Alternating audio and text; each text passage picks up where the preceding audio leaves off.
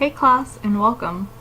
I will be going over what was covered in class in case anything was missed, and go more in depth on concepts which were not touched upon last class. First I will play a video within this video which goes over part 1 of To Kill a Mockingbird. Please feel free to pause the video at any time. Thank you.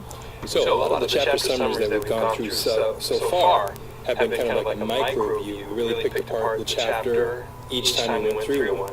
But there are two parts to the book. It's divided into chapters 1 through 11 and then 12 through I think 31, the rest of the book.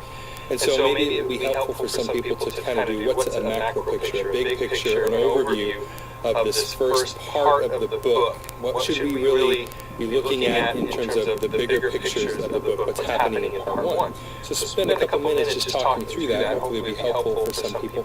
A book like this starts off with what's called the exposition. And the exposition just kind of tells you, what's the setting, who are the characters, and what's the situation, what's happening and all. It establishes kind of the baseline for the rest of the plot.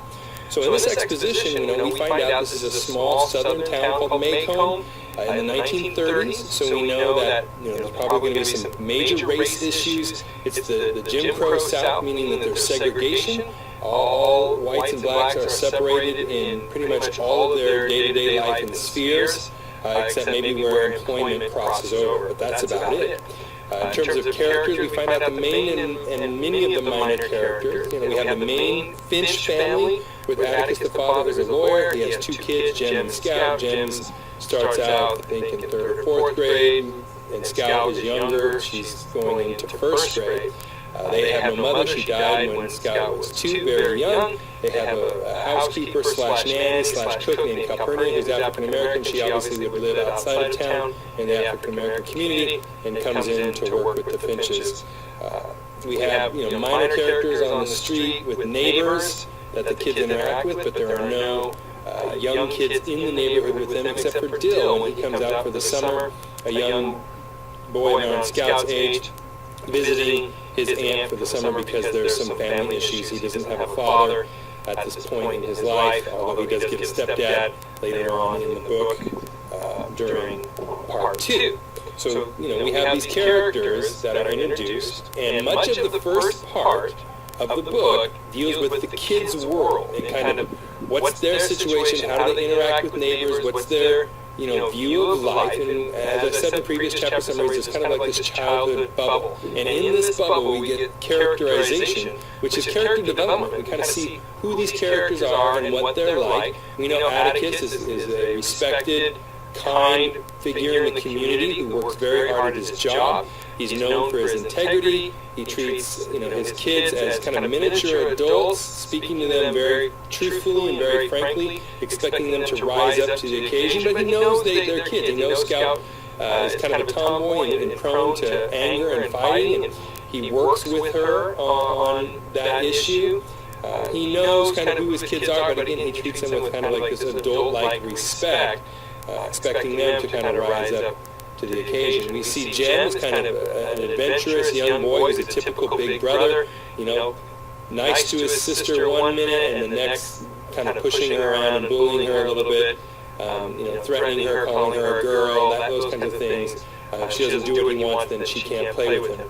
Scout is kind of a rough and tumble tomboy, and she has an older brother and a father, so she kind of takes after Jem, trying to be included and play with him. So, she wears overalls and is a tomboy. We have Dill, who's just kind of a precocious, he kind of tells some lies and makes up stories, but he becomes kind of a good friend with the kids. And that's the family. Calpurnia is kind of like the strict disciplinarian who cares after the kids. You know that she cares after them and loves them as well, but she doesn't let them get away with very much at all. And so this is kind of the basic exposition and the main characters we're dealing with. Other characters, of course, come in that are important to the plot. You have the poor farmers like the Cunninghams. You have the Ewells, who are kind of like the trashy outside whites who aren't approved by the town, and the father who's kind of a drunk, taking advantage of his welfare checks and not caring after his family. There's no mother there either. And it starts off with the kid's childhood bubble. They go to school, they play all the time, they have very limited perspective. Their biggest adventure has to do with their mysterious neighbor Boo, who is kind of a hidden recluse, right? When we are introduced to him, we know there's a lot of mystery surrounding him. He got in trouble when he was young. His parents kind of controlled him, kept him in the house. He doesn't go out, no one ever sees him. So the kids are enthralled, like a child will often be, with the unknown and mysterious. And so much of their focus is on just playing and trying to find out who Boo Radley is and what he's like. It gets them into trouble sometimes. But again, this is a picture of the childhood. So that's much of part one, is developing this childhood. But as you get further on into part one, before you jump into part two, it's this idea where in our childhood we all have kind of this innocence bubble until something in the adult world starts to intrude and burst that bubble. For some people it happens younger, for other kids it happens later in life. But at some point, right, we start to get a real feel or glimpse that the adult world has some ugliness to it. And so we see this starting to show up towards the end of part one, what with Atticus being involved with this trial of an African American who's accused by a white woman and her father of a crime, and the town gets the sense that Atticus is going to defend this African American. And so in the South during this time there is an automatic assumption of guilt if it's a white person's word against a black person's word. So there's a lot in this book that deals with racial issues in our country during this time and before, and even we know into present day. We are not through our battle with racism and ugliness of this sort, even now in our culture.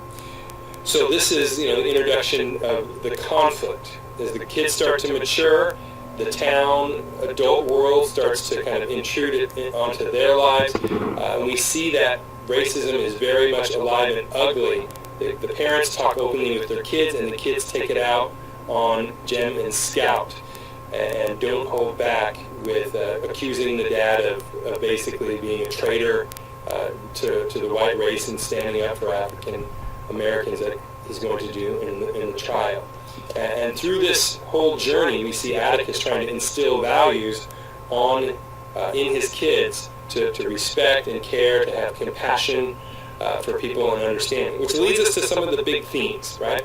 You're looking at some themes in this book. Obviously, racism and bigotry and bias are giant themes in this book. Also, compassion, understanding, and tolerance, in the idea of integrity, saying what you say and then doing what you say, being a person of character that can be relied upon, and the opposite of that, which is hypocrisy, where people say one thing and do another. And there's lots of examples in this book of hypocrisy as well.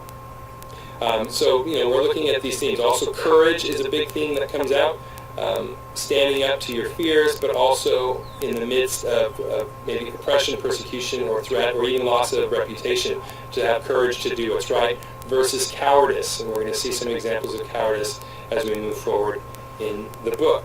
Right? We also can watch the maturation of Jem and of Scout as they go from being little kids to kind of clueless about the adult world, to have to really grapple with decisions of being mature and who they're going to be as individuals. So that is kind of a brief overview of part one as we get ready to move into part two. To get more specific details, we have the chapter readings. Of course, you should read the book, and then the chapter by chapter summary gets into the nitty gritty of that. All right, any questions, you can put them down in the comments, and be happy to help out as much as I can. Okay, so now that we have all the major points covered thus far, let's discuss themes and symbols. The most important theme in this novel will be the book's exploration of the moral nature of human beings. So, specifically, if they are good or evil.